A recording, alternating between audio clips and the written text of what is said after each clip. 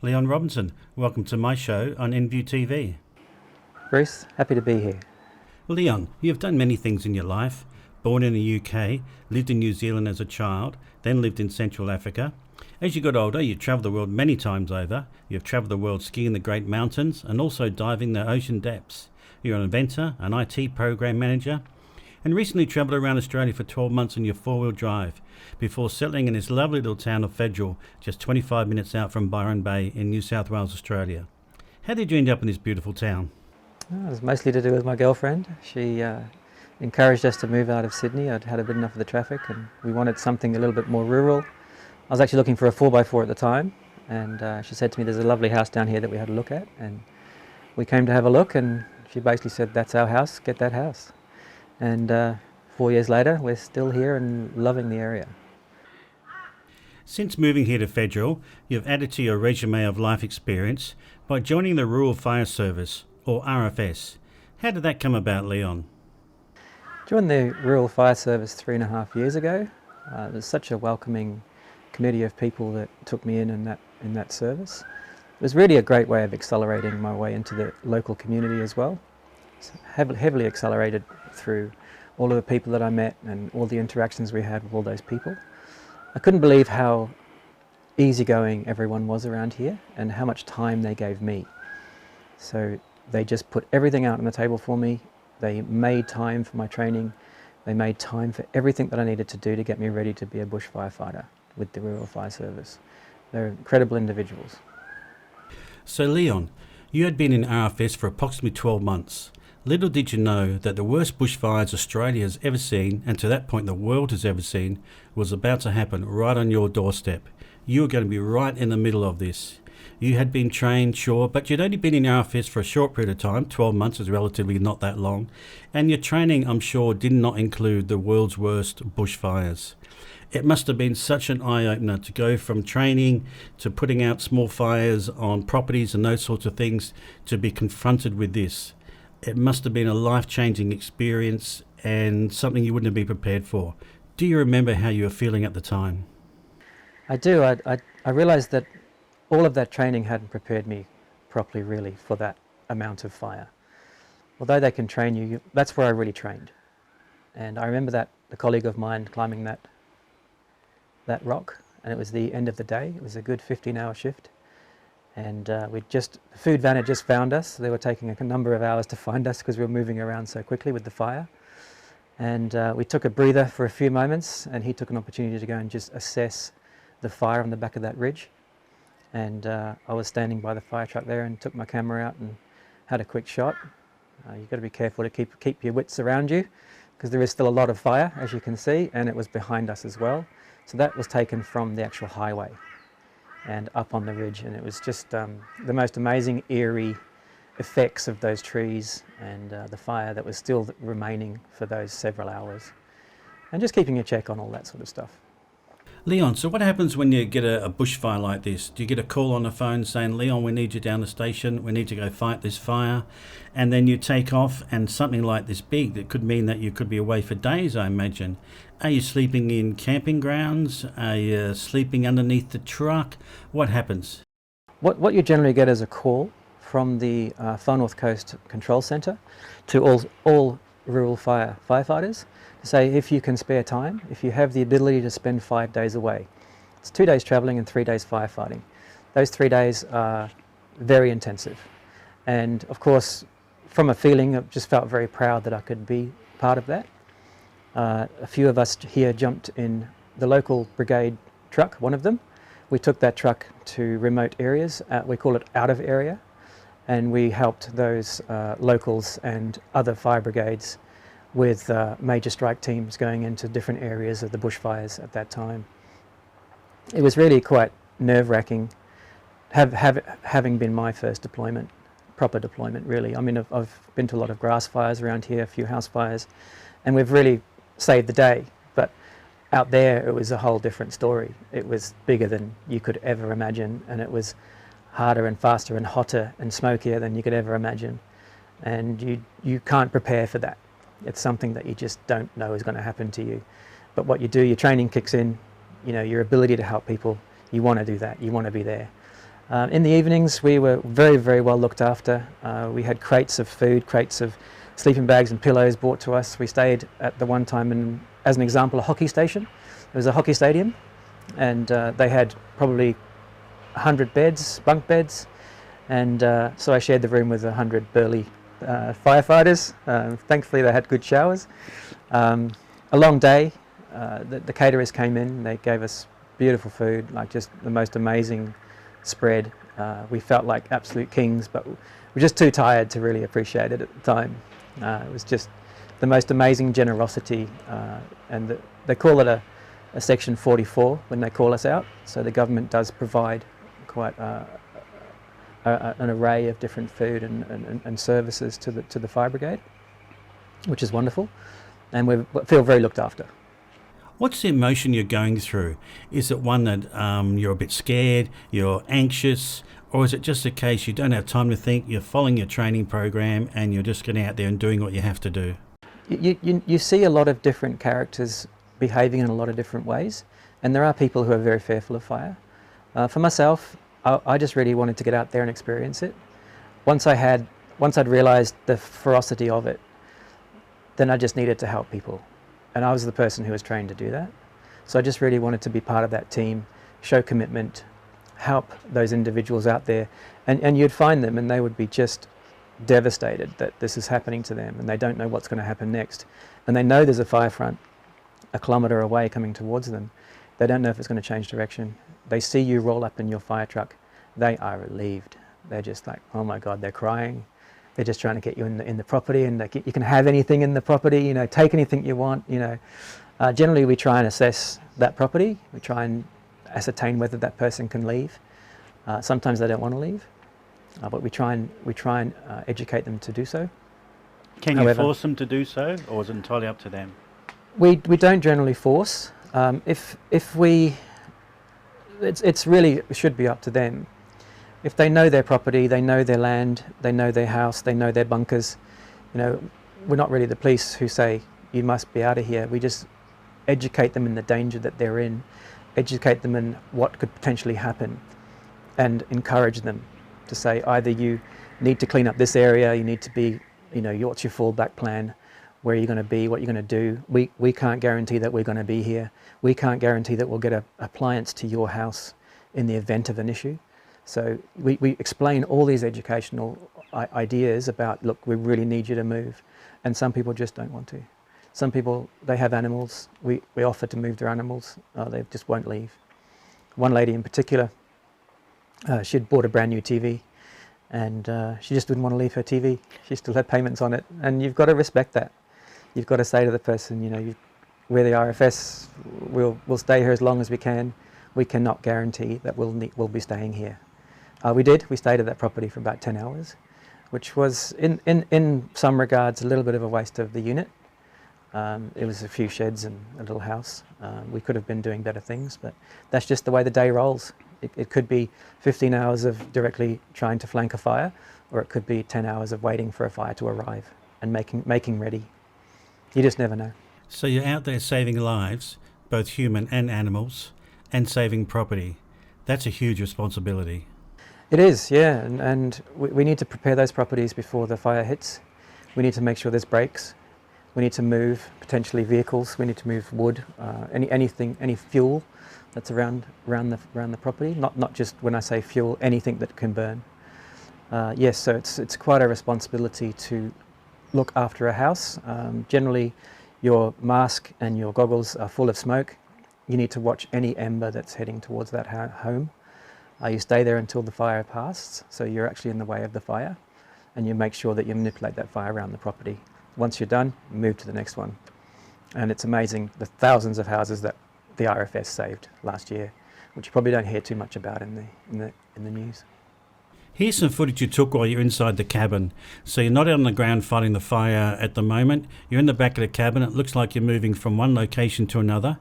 I guess this is a little bit of downtime for you. I know it's only a couple of minutes, but a bit of downtime before you're back outside fighting the fire. There was a little bit of downtime. There was probably about 5 minutes, and then all of a sudden the radios lit up, which they do, and everyone onto that, what you can see as a dirt road. The wind changed. You can see the flame was actually, as we entered the property, the flame was heading south, and you can see as we drove down the road it headed north. So you can see the wind change in itself. The fire was creating its own vacuum. What we needed to do was stop that fire going across that road. There was another couple of 100,000 hectares of bush on the other side of that road. So as you can see, we line up the strike team. There's probably up to 5 or 6 appliances, and we all jump out and try and stop that fire from jumping. You'll see also some people trying to backburn that area, which is very difficult in the wind condition. So when you're saying appliances, I assume you're talking fire trucks? Fire trucks, yeah. I think Australia learned very quickly during those fires just what an amazing job the RFS does and how brave the firefighters are for the RFS. They do this solely just to save lives, to save animals, to save property, do not expect much in return. They just do it because they just have a passion for community. It's an amazing job you all do. It's great to be there, to be honest. It's something we volunteer for on a daily basis. We don't have a roster, so we can get 3 call-outs a night, or we can get no call-outs for a month. It doesn't matter, we're there 24/7. It's almost a shame when we're away from the house or away from the brigade. We want to be there, we want to help. When we have the set days where we can help, we give it everything, and it's tiring. It's very tiring. You got the lines out, you got the hoses out, you put them all back again, move, put them out again. You know, you're looking after one property, you have to run to another property. You can get an emergency call. We call these the red code red calls, which there's a firefighter in trouble or a fire truck in trouble. We need to go and help. That happened last year, so it's you don't know what you're going into. There was a particular period where we were about 3 k's away from a fire truck that was surrounded by fire. They called red. We went in there to help them. As soon as we got through the front gate, which was black smoke, you couldn't see anything. So you're crawling in there and you don't know what to expect. All you can hear is the radio chatter. And you're staying off the radio because you really want those people to be connected to the Far North Control. You mentioned a code red. Can you tell us what a code red means? Code red means you call a red because there's a firefighter in trouble or a fire crew in trouble. There is another one called emergency. That is when you have an imminent fire overrun of the vehicle, which you may have heard about. It's when the vehicle is incapacitated and you cannot move. And that's when you would put all your PPE, all your equipment, wrap yourself in blankets, get yourself in the truck, roll down the curtains, and put the top sprinklers on the truck, and then radio for emergency help. There are several colours. So yellow would be a message about maintenance, blue would be a message for a call out, for responding to a fire, and then red would be emergency for a crew, and then emergency would be a run over situation. You're stuck. Leon, you mentioned your time at the RFS is voluntary. Many people would not know that RFS members do volunteer the time. There is no financial reward. However, I believe you still find the RFS very rewarding. Massively. It's not only rewarding, it's more of being part of a family. Certainly in the Federal Brigade, they're a beautiful bunch of people. There's both women and men in our brigade, and they are amazing, generous, giving, loving people who just want to help, and they give so much of their time. Even just to me, they give time to get me up to speed with everything I'm doing. But really, they just love the community. They love the fire trucks. They love the RFS. They love everything about it. They love the learning of the next situation that we're going to be in. They love the training. We're always trying to strive ourselves. Every fire we get to, once we're on the way back, we say, how could we have done that better? What did we do? What did we do wrong? Anything wrong? Could we improve? We're always looking for that improvement. And we're offered, obviously, perfect, excellent training through the RFS. But it's really on the ground with those people. You don't know those individuals until you're at a fire with them. And then there's a hierarchy of command. You know to listen, what to listen for. You know how to behave and when to do things. And as you get older within the RFS, you learn more and more, and you never stop learning, which is the great thing. I just love it for that reason. There's a lot of opportunity in the RFS, so a lot of courses. There's 2 pages worth of courses that you can do. I've so far become an equipment officer, a training officer, and a driver. And the driver is a big change to me. I really enjoy driving the trucks. It's a much more responsibility than sitting in the back. Now you've got passengers, you've got crew, you've got the other people on the road, you've got everything to consider that you do in a car, and now I've got a 13-ton truck full of water that I need to get somewhere safely, and I'm responding or proceeding to a fire, and I need lights and sirens, and I'm in charge of that. And I never thought in my life I would be. It's just, I look in the rearview mirrors sometimes and remember I'm driving a fire truck. It's the most weird sensation that I never thought I'd ever do. It's absolutely fantastic. Tell us about some of the people you work with. I'm sure there must be characters amongst them. Our captain's been in the brigade, or the RFS, for 52 years. And he's an amazing gentleman who just gives everything he can. He wears his heart on his sleeve. He tries to help everyone. He does over and above what he should all the time. We've got deputy captains, and they're all amazing, giving people. And we've all got lives. We've all got our separate lives and jobs, and some are retired, some are not. Some give them more time than others. We refer to them as more active members, of which I hope that I'm in that group. I'm very often up at the station, we'll meet someone up there. If someone knows you're there, someone will arrive. You just send it on the WhatsApp group, and someone will come up and say, hey, what are you up to? I'll give you a hand. There's always that willingness to participate. It's just the characters themselves are such beautiful people. You can't get over it. Like, they just give all the time, and they never stop. They never stop giving. It's just constant, and you just can't. You get overwhelmed by how generous they are, and you become that person. So they instill that in you. So I was given so much time and so much understanding and patience and training, and I was given that readiness, and I now want to provide that to other people. So I became a training officer, and we bring in new recruits. Last year there was 18 recruits to bring through. Obviously COVID hit us. That was really disruptive. We couldn't train during the COVID pandemic.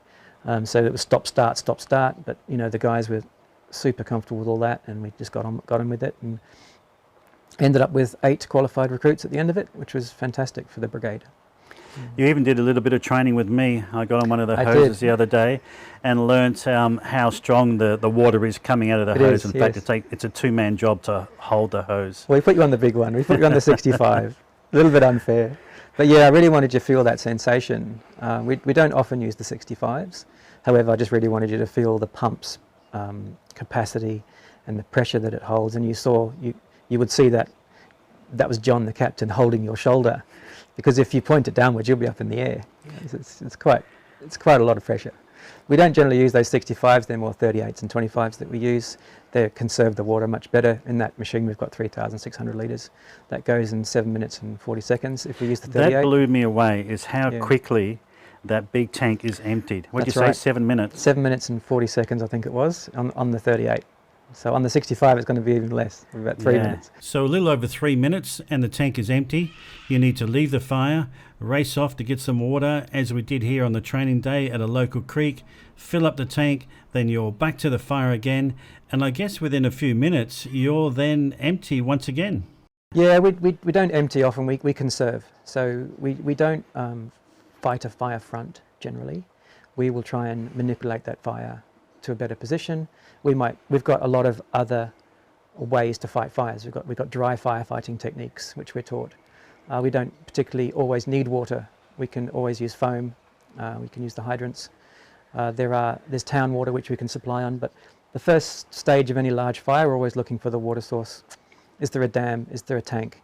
Is there an SWS, static water source, in the area that we can utilize? Swimming pool? It doesn't matter, we just need the water.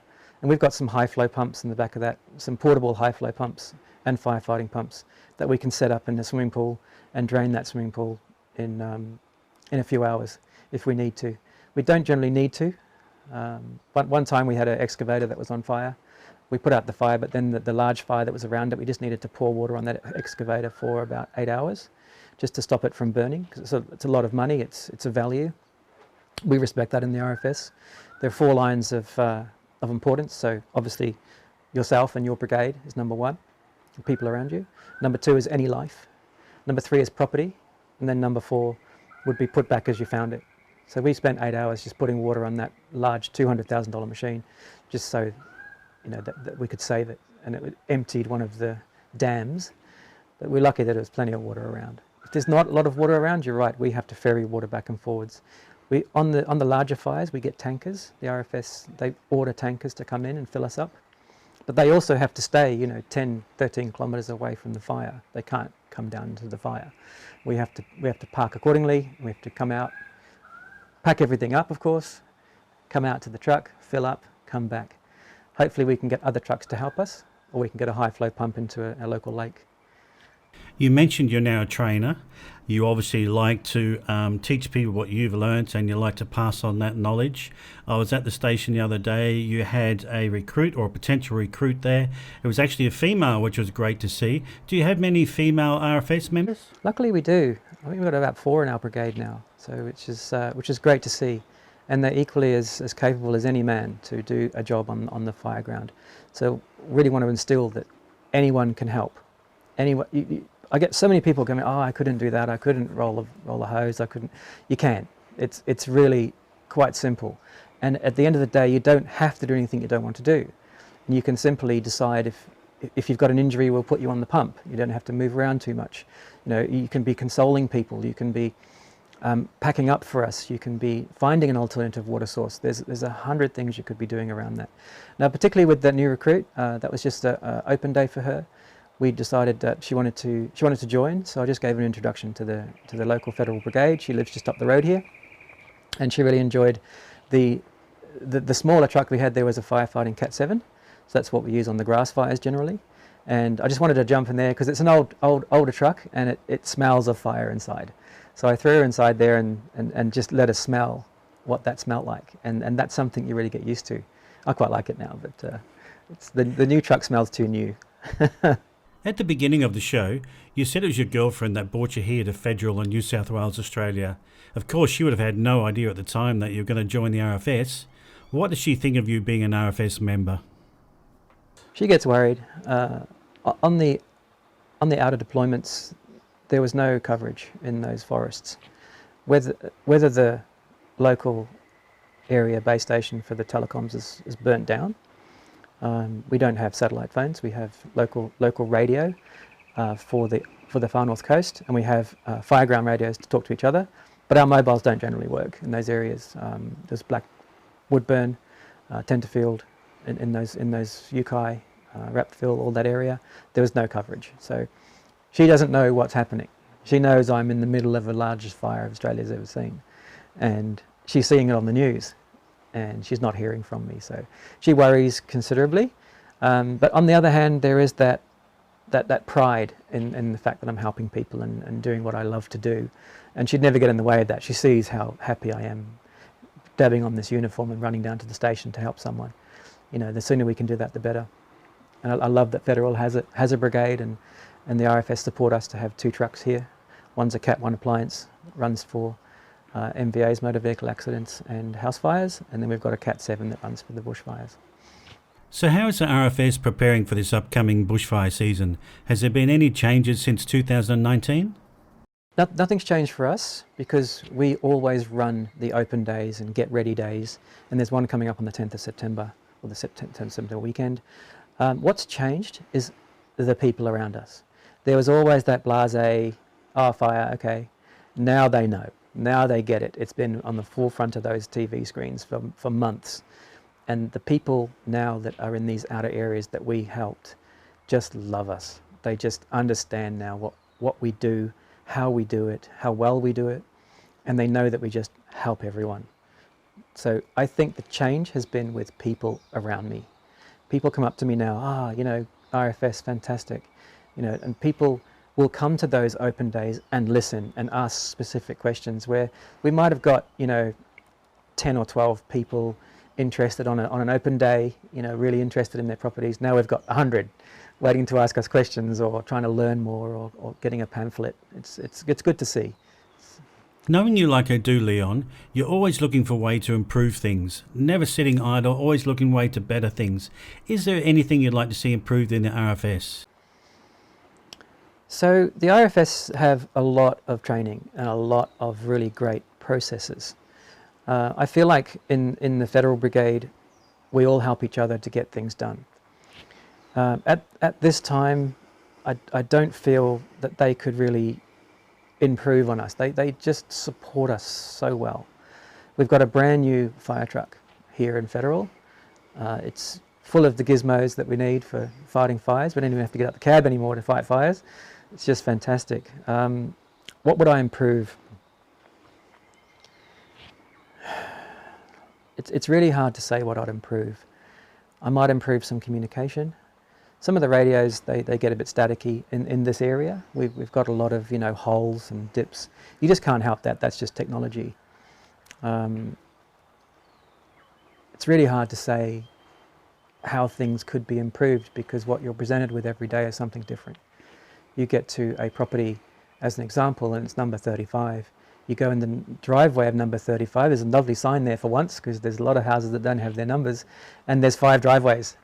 And you've really got to go towards the smoke, you know, because if there is some, so you're just really improving how we can navigate to those properties, and people improving the way that they label their properties would be a fantastic improvement. From an RFS perspective themselves, it's very hard to change such a large organisation, and there's nothing that comes perfectly to mind that I could change specifically. I could call out, I guess, I use a chainsaw a hell of a lot in my property. I've used them all week, but in the RFS I need to be trained to use a chainsaw. And that's just process. That's fair enough. And I think they should have some bridging learning or something, you know, some prior learning or RPL. You know, I've used a chainsaw most of my life. I don't want to cut anything, so they could be a bit more relaxed around the equipment we use. We have equipment on the trucks. We have 2 chainsaws in each truck. I'm not allowed to use those chainsaws. I'm a driver, so I don't particularly mind, but we just really have to be conscious of, you know, people's abilities and what they can do for people. If I've been in the situation where we've had a tree across the road, I wasn't allowed to cut that tree. It's very unfortunate. That was actually fortunate that there was a farmer locally who came down in his truck and he had to cut it in front of me. And that's just a little bit embarrassing because I just want to get out there and cut the tree. But what I can do is put a chain around the tree and drag it with the fire truck if I have room to do so. So I do that quite often. Leon, I think it's fair to say that just you being a member of the RFS is already an improvement, the fact that you're a part of it. Look, it's been great chatting with you. You have such a passion and a love for the community, large and small. The best way I can describe it, I guess, is a love for all humanity and a love for the planet. We can learn a lot from you and the RFS. Thanks, Leon Robinson, and thank you, RFS. That's lovely. Thanks a lot. It's all about InViewTV. It's all about passion. It's all about change. It's all inclusive every day out the